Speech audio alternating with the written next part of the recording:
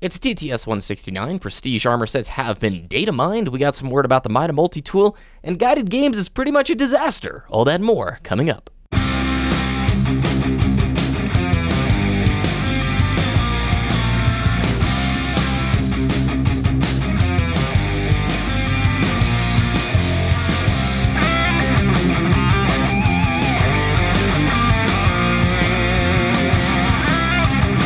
What's good, everybody? It's BBKDRAGOON here for Destiny the Show, the Destiny news podcast to keep you the guardian ahead of the curve in the world of Destiny. Joining me as always is my great co-host Ditty. I gotta ask you, man, what's the second week of being engaged feel like? It's pretty great. I'll be honest. It's we're not really jumping headfirst into planning stages. We're kind of trying to actively avoid that right now because we're focusing on training the new puppy.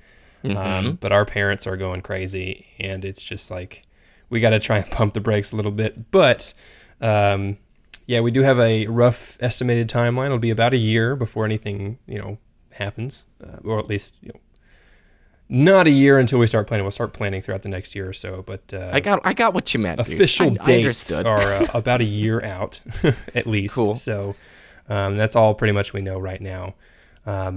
And the new puppy, Whiskey, he's doing fantastic. He has a nickname. He's an escape artist because he's just so adventurous and he just runs around. And it's just, Flynn was, in comparison, a very relaxed puppy. And Whiskey is just 180 crazy all the time. Go, go, go, play, play, play. And it's hard to keep track of. I intentionally have worn the exact same jeans every time I've been home. And they were already kind of ratty, and now there's just holes everywhere in them because puppy claws and puppy teeth are insanely sharp. But yes. Yeah, he's got razors there. Yeah, but he starts classes, manners classes, in about 2 weeks. This coming weekend, we have his second round of shots. So then we'll be actually able to socialize him with other dogs and adventure to new parks and that kind of thing, since he'll be immunized, I guess would be the word. Dude, you've been busy getting engaged, trying to plan a wedding with your fiance, and then raising a new puppy alongside your regular dog, Flynn. So, man, good time to be. Good times. I don't know, but good time. I'm just happy for you guys, man. I'm really excited. This week was fairly busy for me as well. I got to try right before we recorded today Halo 3 on backwards compatibility for the Xbox One, and it's actually really fun. Now, I gotta admit, some elements of Halo 3 have aged very poorly, the netcode being one of them. But the very first match I got into, dude, guy using an old school Xbox mic and just dropping the nastiest trash talk you've ever heard, singling every name. I'm gonna brutal, and I mean, horrible things. But I was laughing like in tears with my friend Epos Fox because it was like, this is the Halo 3 experience I totally remember. Yep. That's awesome. So on today's show, we're talking about the Prestige Raid armor that was data mined, the weekly update with Bungie, which was the first of our dry twabs of Destiny 2. It's already begun. But some cool information about Mida multi-tool and what John Wyzanowski and his team are doing about it or not doing about it at the current time. And then the topic today, we're going to talk about guided games, which really has been not going super smoothly. It has not been a great launch for the guided games feature, and we'll talk about what we think of the system, maybe ways that it could be improved. And Ditty and I, in the pre-show, we were sort of talking. We've pretty much gotten our feet under ourselves with Destiny 2. I'm about 50 hours into my main character. Ditty, I think you're in like the 35-ish, maybe 40-hour range. Yeah, and we both gotten to experience endgame a decent amount at this point. And while we just were in love with our first 30 hours of Destiny 2, we both sort of feel like a lot of cracks are starting to show up with Endgame and just a severe lack of progression. So even if today's show seems a little bit more critique-oriented, it's really just from two players who sort of experienced the game for the last 3.5 years, and I think they nailed Ditty the beginning and the middle, but the end portion is just not there for D2. So why don't we hop into the news?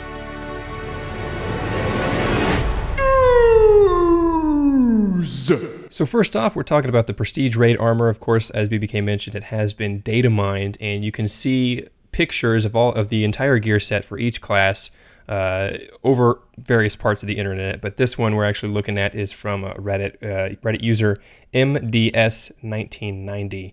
And if you've seen the raid armor before, this one's going to look very similar in the way it just looks, and just, I don't know. I mean, I look at the hunter set. I love this raid hunter set, but the prestige mode armor is, pretty much the exact same, just gold plated, Doesn't the hunter mask look exactly like the four-armed robot in General Grievous? Yeah, Clones? as soon as it dropped, and I was very fortunate enough to have this drop at the end of our first raid, at that last chest. And when I first put it on, I'm like, oh my gosh, I'm General Grievous now. And I have not taken it off because, one, it's a 300 light helmet, so I'm not going to take it off ever. And it looks really cool. So I'm very happy with that. And honestly, I haven't looked at the other armor sets because I don't have the other classes, but I imagine they look pretty sweet as well. Yeah, so the main difference is some things are a little bit more gold, and there's also sort of a purple holographic glowy thing on some of the armor where cloth would normally be on the base set. I do admit, while it does look good, I hope they have ornaments or something, because it doesn't really look that different from the normal mode set, to be honest with you. And and if we think back to, I guess, Wrath of the Machine now, it would be the heroic set, the hard mode set, looked very similar as well in that raid. But it did have the added effect of ornaments as well that made it look super awesome. So I agree with you. Hopefully there's something here that sets it apart. Maybe if you have the full raid set, it becomes its own ornament and it has some type of armor effect. That'd be really cool. And there are emblems for the challenges, so maybe they'll be, but there's no ornament slots on this gear. Maybe the prestige set will have an ornament slot. I don't know. So something to think about. You guys can check the link out for that on our show, destinytheshow.com. And why don't we hop into the TWAB? Nothing really of big importance in the TWAB this week, except for a little bit from John Wyszynewski, who's the senior designer over on the PvP side of things. And he's going to basically lay down the stats that they see that Mida multi-tool usage is very high. In fact, I think for the past 2.5 weekends for trials, it's up in the almost 30% for the usage. I mean, far and away, most popular weapon for trials, and you guys, if you played PvP, know about that. Strong gun doesn't have a whole lot of downsides to it, but here's what John Wyszynewski had to say on it. Hello, Guardians. Since the launch of D2, we have been reading your feedback, spectating streams, and watching YouTube videos. Very recently, we received our first real batch of player data from our analytics team. We've also been shoulder to shoulder with you in the trenches daily, playing the ever-loving crud out of this game. We're not ready to go into detail about any weapon or ability tuning at this point, but there is an ongoing process in play, so we did want to drop a quick line and say, we have heard your feedback, thank you. Destiny 2 will get updates that tune the sandbox experience. I love that that's a sentence, Ditty. Like, it'll get updates. And then the last sentence here, we are aware of the Mida multi-tool's popularity and are looking at it very closely. It is popular, but according to our data, there are options out there that match or exceed its effectiveness in all activities. Have you found one? It's only the first month of a long adventure. Many players are still gathering weapons for their arsenal, and we have a handful of guns that haven't even hit the game yet. We're excited to see how things evolve. As always, thanks for playing, and keep the feedback rolling in. And he talks about the feedback forum on Bungie as they read and check that place regularly. So a couple key things I wanted to note there. When he mentions there's some guns that haven't even hit the game yet, I'm pretty much positive he's talking about Iron Banner weapons, which we'll be seeing in October. And then, Ditty, you and I in the pre-show talked about the idea of tuning before the PC release drops. You want to talk sort of about the pros and cons of that idea? Yeah, so you and I are under the impression that they're not going to touch any weapon tuning until after the PC releases, which is October 24th. Because they don't want the PC to get something other than the vanilla experience. So that's really, our impression. And being able to, in an ideal world, being able to separate balancing in both PC and console is going to be a good thing. But this type of, verbiage from the TWAB is like they're waiting to see how the PC statistics come through to then consider weapon tuning, which can be very dangerous because PC versus console balancing, if it's the same, things are going to be way too strong on the PC, or things are going to be way too weak on the console, because they're trying to tune for all the different platforms together instead of separately, because just inherently mouse and keyboard plays differently than a controller, and some things are just going to be inherently better or inherently worse in the hands of a PC player. Yeah, I think you absolutely need to have separate balance. I don't think they're going to with Destiny 2. I don't believe you're going to have a PC balance team that's going to work pretty independently of the console balance. But the way I sort of phrase it to Ditty is Mida on PC is going to be absolutely incredible. On PC, during the PC beta, the Better Devil's Hand Cannon rose much higher up in the strength category than on console. It was great on the console beta. However, on PC, it was far more effective because the additional accuracy that you have with mouse and keyboard. So when they talk about weapon balancing here, 2 takeaway points that I hope they keep very clear in their head.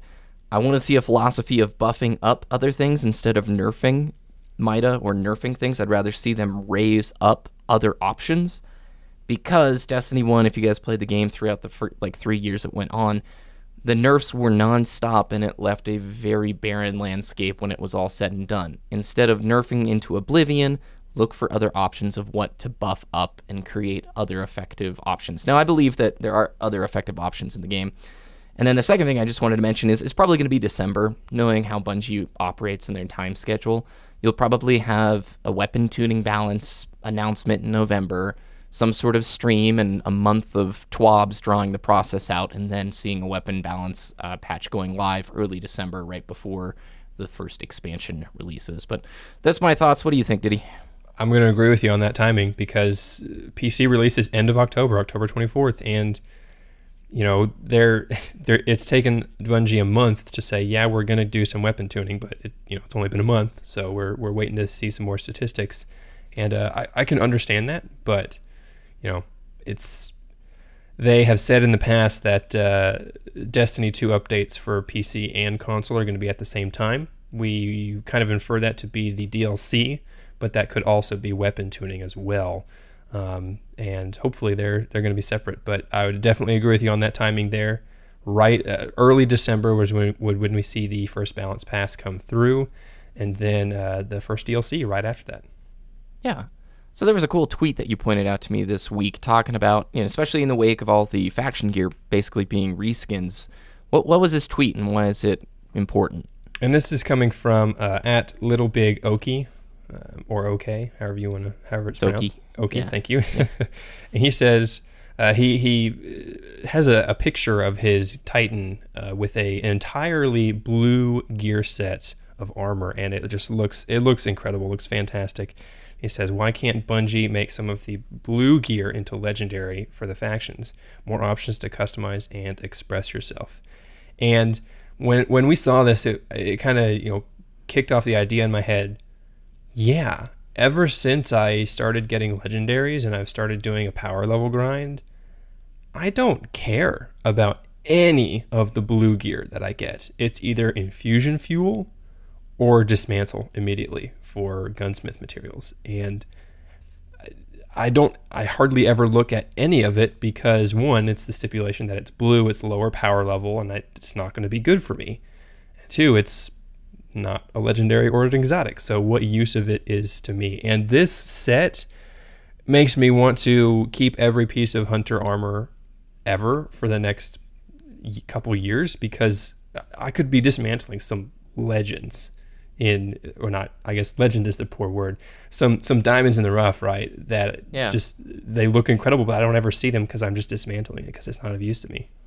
Yeah, I mean, come on, take some of the blue sets, make that the faction gear, so that there's a little bit more variety. Having the reskins being the faction gear really took away from, I think, a lot of the impact of the faction rally. By the way, congrats to whoever won the faction rally. We're recording this on Sunday, as we usually do, so we're not sure who won just yet.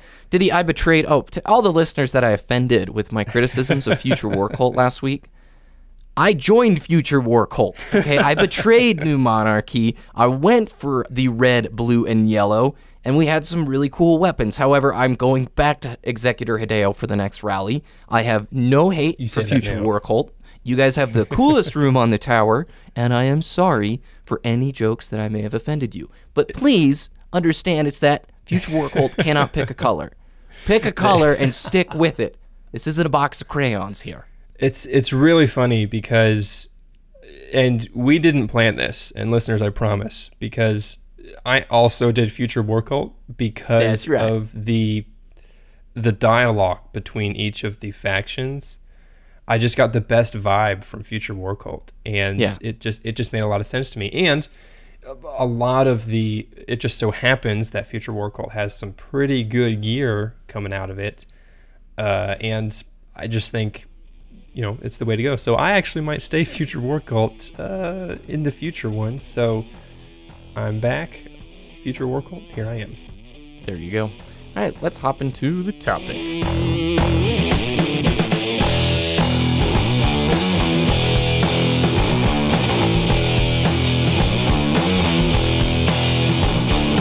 So Guided Games is now out. Pretty much everybody, I think, has access to it at this point. You can go for the Nightfall, or you can go for Raid Guided Games.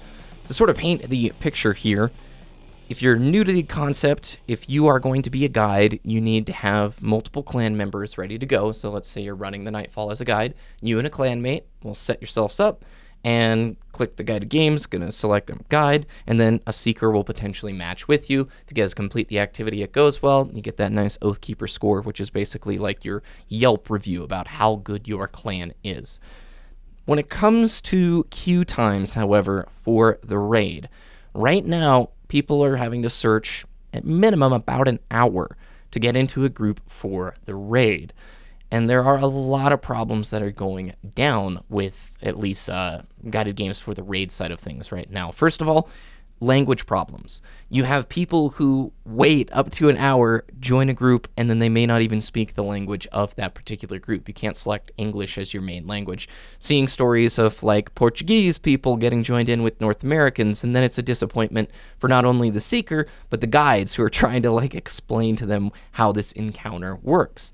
Additionally, there's really big problems, Ditty, with death loops, which is something we've experienced every time we've gone into the raid, where you can't get your whole group to respawn. Somebody has to go to orbit and then come back.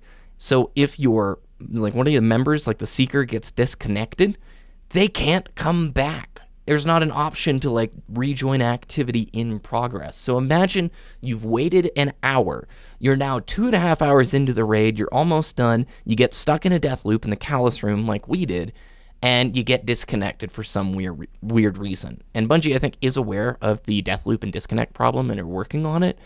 But that's just unacceptable. What a horrible experience if that was going to be your first time running the raid. And there's a couple more things you wanted to point out too, right, Ditty?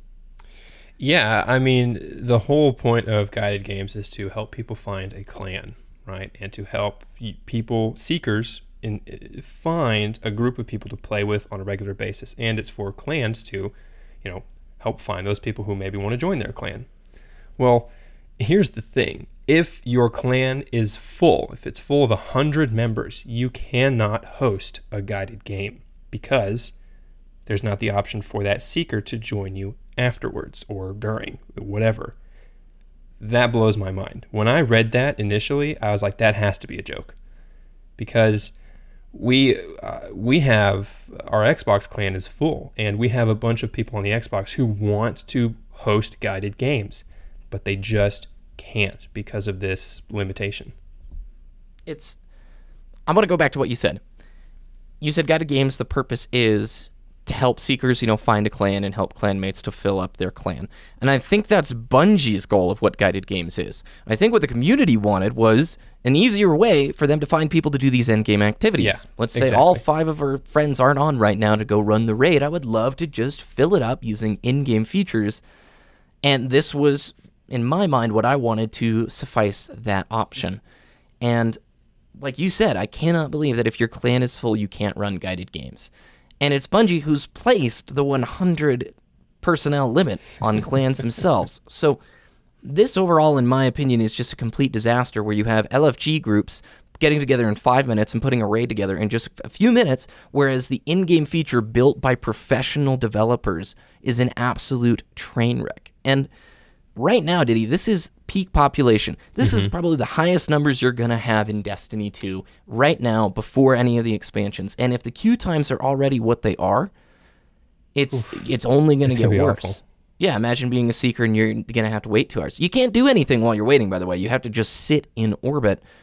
And one of the reasons you're going to have longer queue times is there's no rewards for the guides.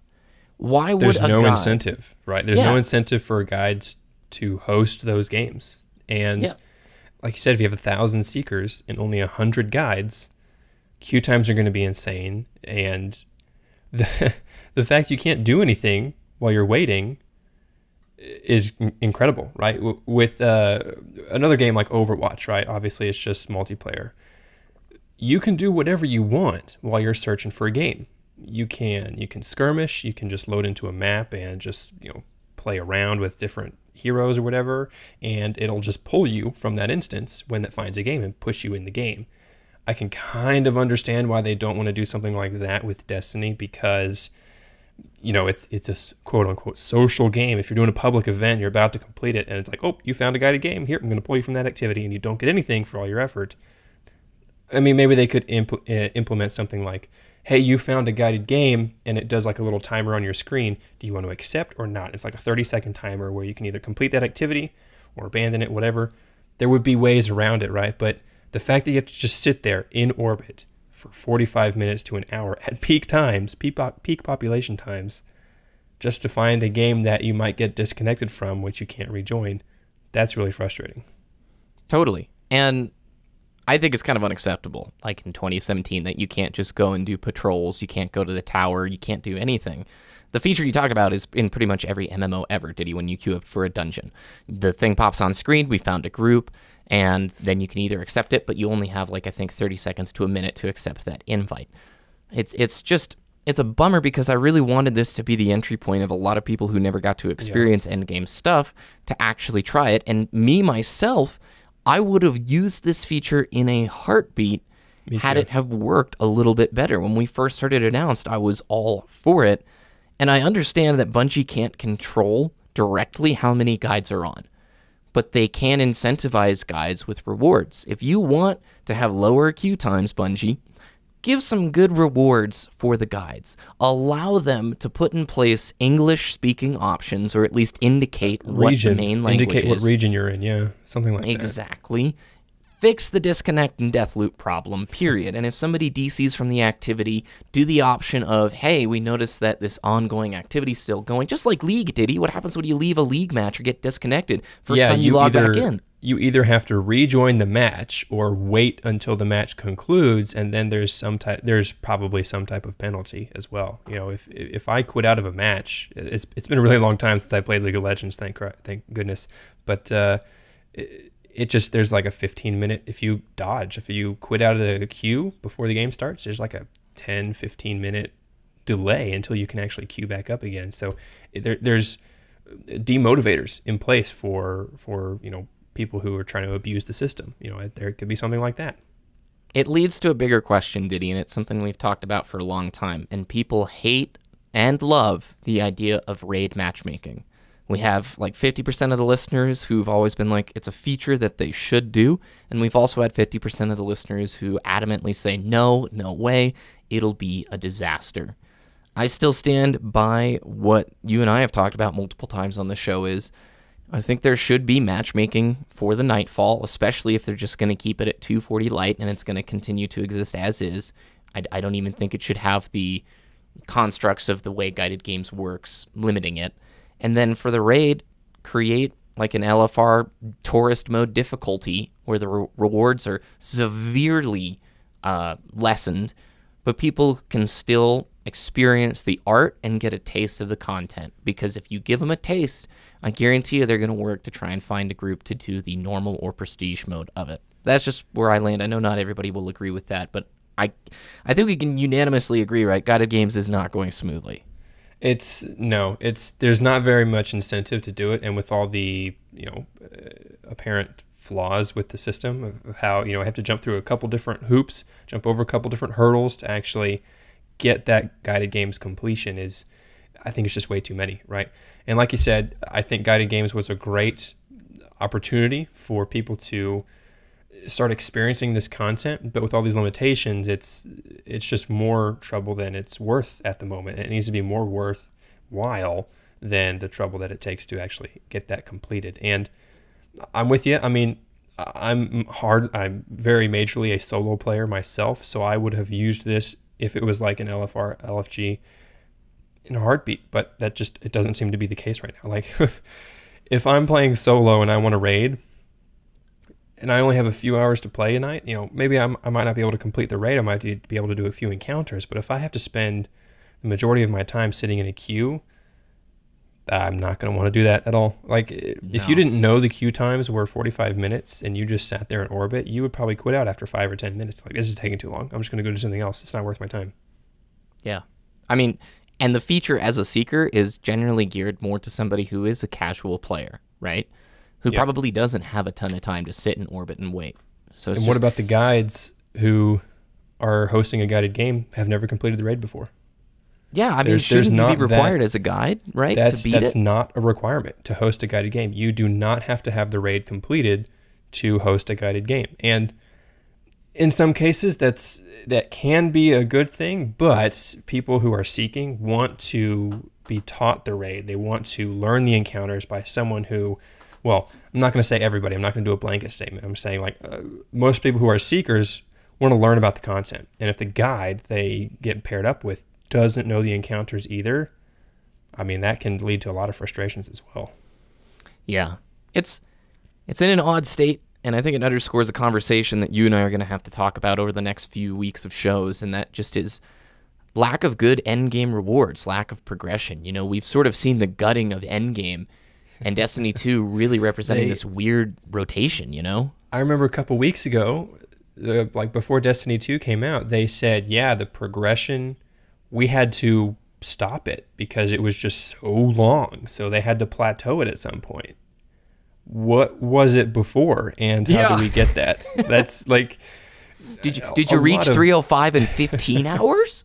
Yeah, I mean, what was it before? And I think maybe you should have the players decide that for themselves. Like, if they want to keep grinding or if they want to reach the max level sooner. I mean, I think that would be something that you would do after launch, not before.